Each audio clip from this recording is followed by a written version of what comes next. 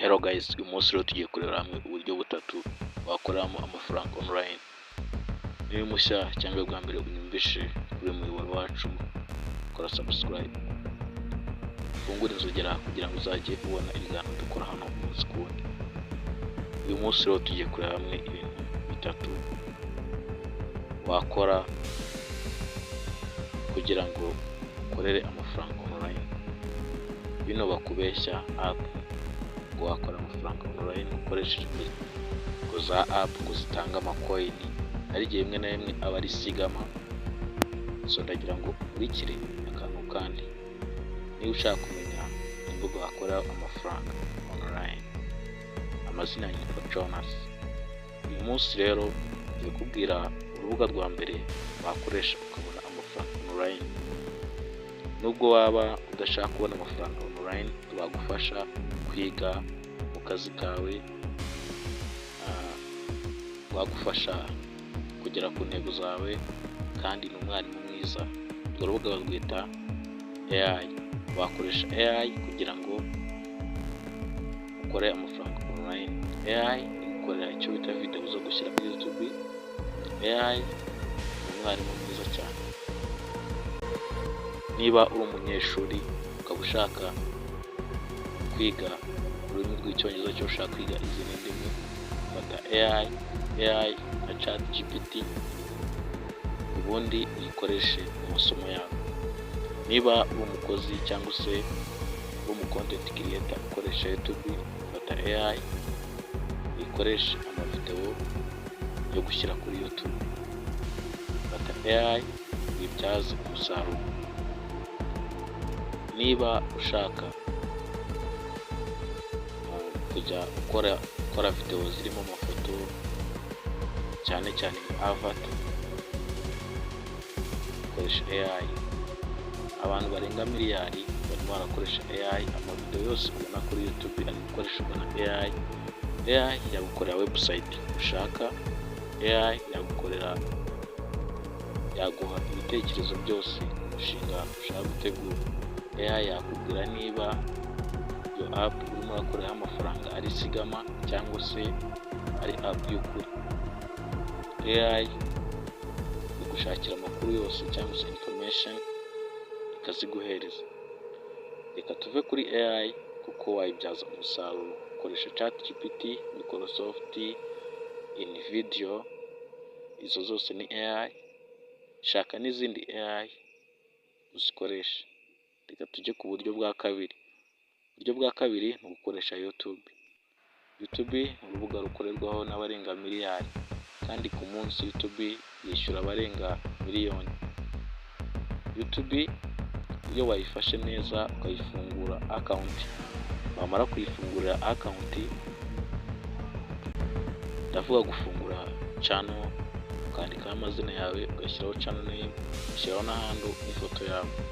Ubundi warangiza ugafungura two-step verification. Wamara gufungura two-step verification, ugahita ujya muri YouTube studio ugakora icyo bita setting. Wamara gusetting iyo channel, ubundi ikaba igiye icyo bita YouTube partner program, ugahindura location yo mu Rwanda, kubera ko mu Rwanda ntabwo bemerewe ad revenue share, ntabwo bemerewe ad. Rero bivuze ko mu Rwanda nta monetization ihari. Niba ushaka kugira ngo ukoreshe urubuga rwa YouTube neza kandi uzakubyara umusaruro, wampamagara kuri 0735 91 29 39. Iyo nimero nuyimpamagaraho ndagufasha, mwereka uburyo wafungura YouTube channel, mwereka uburyo wayitangira, mwereka n'uburyo wayisetinga ikazajya iguhera. YouTube channel ihemba mu Rwanda uburyo bihemberwa kuri Google AdSense. Google AdSense ni account ushyira muri telefone, umara kuyishyira muri telefone ubundi ikazajya iguhereza amafaranga, ariko ubanza kuyihuza n'icyo bita YouTube mu buryo bwa monetization, mu buryo bwa apply monetization, aho bakwaka Google AdSense kugira ngo bayihuze na channel yawe utangire guhembwa.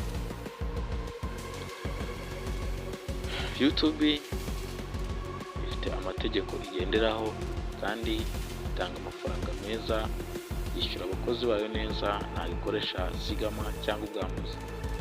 Niba nta kazi ufite ukaba ushaka kugira ngo YouTube ijye guhemba, ugomba kuzuza amategeko yayo. Amategeko yayo bivuze ngo YouTube policies.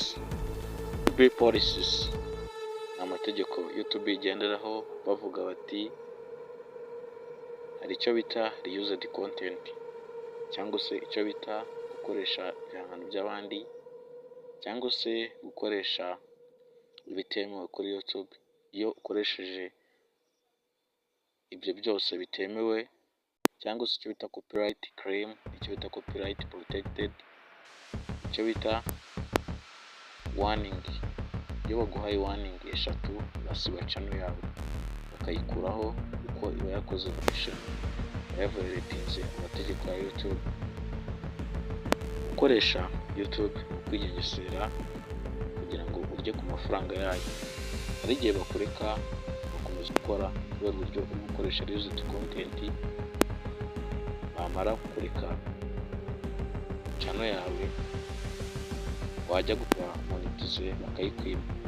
Icyo bita apply for monetization. Ugiye ku applyinga monetization ufite icyo bita reused content, ntabwo ubona, barakubwira ngo ntabwo wujuje ibisabwa.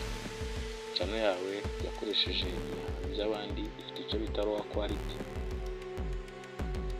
ikoresha ibihangano by'abandi, ugasanga bakwimye gukora amafaranga kuri YouTube. Reka nkubwire ngo niba ushaka kumenya byinshi kuri YouTube no kumenya uburyo wakora amafaranga, uburyo YouTube ikwishyura mu buryo wakoze content yawe bwite, original content, washyizemo umwihariko wawe. Bivuze ngo gukora content yawe cyangwa se gukora video yawe udakopeye ku mavideo y'abandi, ugiye ukora agiye atandukanye, TikTok, WhatsApp, Facebook. Igihangano cy'umuntu kiba gifite icyo bita copyright claim cyangwa se copyright protected, uburyo iyo gishyizeho wakoze icyo gihangano ahita abibona ko kigiye kuri YouTube, agasaba YouTube kugitaho cyangwa se amafaranga akazamuyagabana. So reka twite cyane kubwira ubundi buryo bworoshye wakora amafaranga, aho bita kuri TikTok. Urubuga ruto rushyirwaho icyo bita utuvidewo dutoya twitwa reels. Iyo uzishyizeho zirakundwa cyane kubera ko zijya viral cyane zikareba. Mu mezi 3 ushobora kuba ubaye popirari cyangwa se icyamamare. Kandi izi mbuga zose ndimo ndakubwira zikoresha uburyo bwo gukora amavideo yawe ukayashyira kuri YouTube. Wamara kuyashyira kuri YouTube cyangwa se kuyashyira kuri TikTok cyangwa gukoresha AI kugira ngo ukore amavideo, ubundi ukayaploadinga kuri YouTube, TikTok. Hari imbuga ebyiri utazirirwa urahira ujya kuzikoreraho kubera ko amafaranga yaho aba ari make, nta nubwo zishyurwa no mu Rwanda. Icyo basaba ni ukuzamamarizaho ukabona amafaranga. Urubuga nka Facebook urwo kwamamarizaho mu Rwanda ntabwo rwishyurwa keretse iyo uri muri Kenya, mu bihugu biri monetization. Urubuga nka Instagram urwo kwamamarizaho mu Rwanda ntabwo rwishyurwa. Uzarahire uvuga ngo ugiye gukora amafaranga kuri Instagram, ntayo uzabona niba nta bafollow ufite cyangwa abantu baguha ibyo wamamaza. Ndagushimiye ko warebye iyi video kandi ngushimiye ko twabanye. Niba mushya cyangwa bwa mbere ugeze kuri channel cyangwa bwa mbere wumvishije, kanda like, kora comment, sharing video bagenzi bawe, kora subscribe. Ntibagirwe ko turi inshuti.